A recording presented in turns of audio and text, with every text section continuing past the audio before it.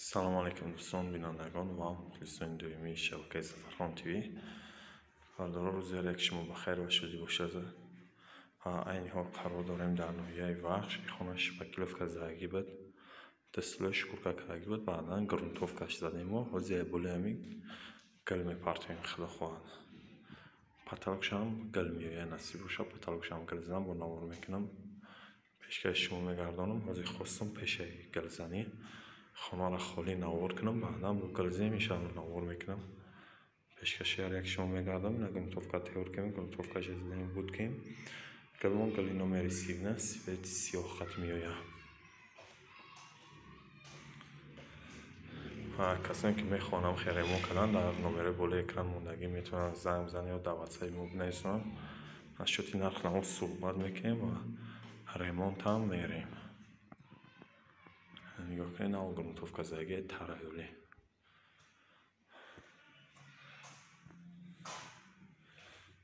میخوانم وکرو خدا خواهد گرمیه انشاءالله.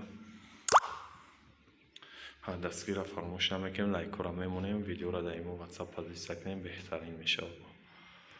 اینا برادراتش خیلی عاده کردم. گلزنی را پانی زدیم بود کنیم، لکش زدگیم حاضر. دکراتینی لک اینا قطعی زرحالش.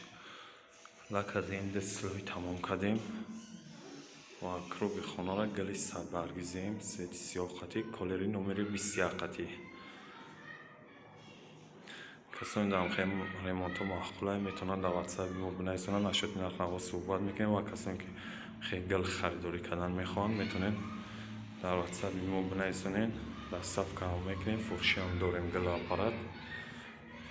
هیچ خیلی گفتم بردارو پتالوکشم پانی گل زدم. پتالوکشم 30 خطی گل شما گه از بگه های بعد لکش زدگی امروز که بشه کلوفکای زدگیشم ترکم تیم نمیتوابه های تک های پیش بینیش خوخ شوه گانده بازی اومدگی های پتالوکاتی گلیستینه یک جویا.